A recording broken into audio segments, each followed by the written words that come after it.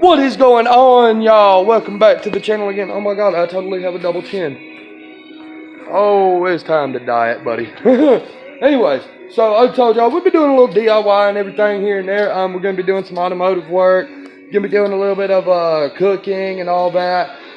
So this is my dad's personal shop here. This is where's it at?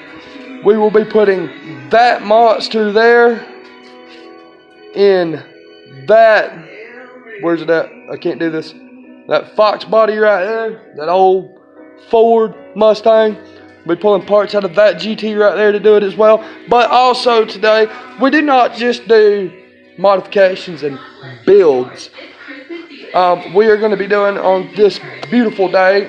It is cold, it is wet, it is muggy outside. It is just the nastiest weather outside that we get in Dahlonega this time of year, without there being like 5 to 6 inches of snow on the ground or it being an all-out monsoon outside. So, as you can see, I told y'all we had a new vehicle. Me and my wife, we let go of our Crown Vic because we just couldn't afford to keep it. I mean, hard fact of it is, you know, she's on working. I'm a YouTuber that's just getting started. I'm not getting paid off of this or nothing yet. I don't know how to set all that up. You know, me and her's gonna figure all that out later. I apologize for the camera shake. Again, I am shooting on my phone. But today, there's going to be 3 videos from today. This is part 1. The next one will be when that motor comes out. Actually, there's going to be 4. That motor comes out. That motor goes in. The actual setting in and the actual pulling out. And then starting that engine up when we get done with it completely. So, we're going to go over a couple of things. Normally, I don't know why my dad is having us do it this way today, but today, with this Blazer, he had me pull the drive shaft out. As you can see, folks, I've got the drive shaft out of the car. But normally with me, when I do it by myself, I've never done one like this before. Let me move this oil catcher. Normally with me, you look right up in here where my finger is. You can't really see it up there because I have no light. But right up here, I can feel he's already got some of the bell housing bolts out. So there's 8 bell housing bolts, if I remember right. I don't know. Let's check, because I have a motor right here. Let's check. Got 1, 2, 3, 4, 5, 6. So there's 6 bell housing bolts on a V6. Okay. Or on this particular V6. Again, I apologize for the camera shake. It is cold out here.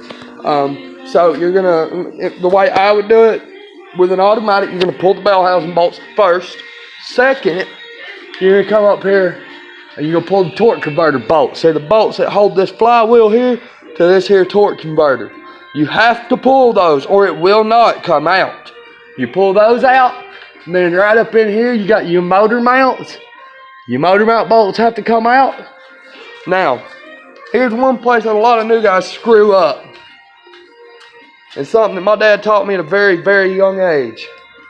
This crap right here, no. Do not cut wires. You're an idiot. Don't cut them. Just don't cut them. It's stupid. Because you know what? You might need that plug that you just cut. Now, granted, you might have to cut it off of this harness to splice it into this one. But you're still an idiot for cutting it because now you don't know where it goes. Unplug everything so that you've got the master plug. Now, if you unplug the wiring harness, if they had unplugged this harness instead of cut it, I wouldn't have to take this wiring harness off this motor at all. I wouldn't have to take that wiring harness off of that motor. I'd literally unplug the main plug on that wiring harness, which is located at the back on the left-hand side on the firewall. I'd unplug the master plug there, and I'd take this one and plug it in. But when you cut it like this, people like me that know what we're doing have to go in and take this wiring harness off of this engine and the wiring harness off of that engine, off the bad, and we have to take the wiring harness off the bad motor that's in the car, the wiring harness off the good motor that's out of the car, and swap them. And let me tell you something, that swap, which you might think, oh, no, it's only a wiring harness, how hard can it be? Let me tell you something. These plugs, this is a 93 Blazer. Them plugs have been on there since 1992. When assembly started on this vehicle, or early 1993, when this vehicle was assembled at the plant for GM. Okay? They're old, they're heated, you know, plastic gets hot and cold, hot and cold. It's just like metal, y'all. it's going to slowly start to contract. And when you got a plug, like this one right here, this plug right here, you see it's an easy flap to pull out, right? Let me tell you something. Taking that plug off without breaking that flap right there is going to take an act of God or a really good pick and a lot of patience. Because, yeah, okay, those flaps, those little flaps right there, yeah, they're easy to pry off of it just a little bit. But then you got the rubber boots and seals and stuff inside these plugs. Just don't do it. Don't cut wires. If you do not, absolutely do not have to cut that wire, don't cut it. And if you do have to cut it, cut as little as possible. As little as possible. Now, another thing you want to remember when you're doing something like this, maybe your new engine didn't come with the alternator and all that. If my camera's light will change. Yeah, so I got to put an alternator. I'll have to hook the power steering pump up. I have to hook the water pumps up. And again, I'll put the alternator on it and all that. The air compressor for the AC and all that's got to be put back on it. All these hoses have to be hooked back up. I have to hook the coil pack up and all that. You know, so there's a lot that you have to save off of this engine for this one. It's not just straight swap, plug and play anymore, kids, because somebody decided to cut this engine. Alright? But I promise you, bear with me and pay attention. I'm going to record several videos for today. Now, it may take a couple weeks to get the full video, like the full build on here, because it's going to be shot in like 8 or 9 different videos in between each part.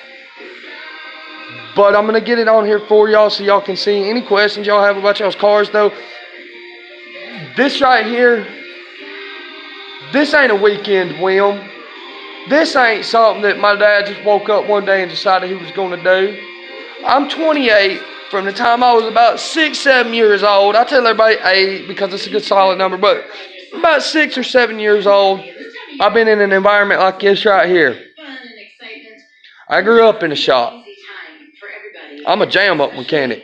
There ain't nothing I can't do with a car if I want to do it, except maybe timing. I try to stay away from that because it's tedious, it takes too dang long, and it's a pain in the backside.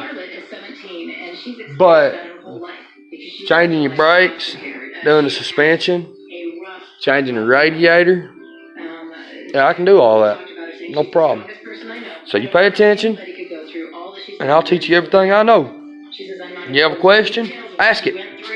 There are no wrong questions, they're just dumb questions. And the dumbest question of all is the question you don't ask. Because if you really don't know, it's not a stupid question, y'all. That's something I've always believed in.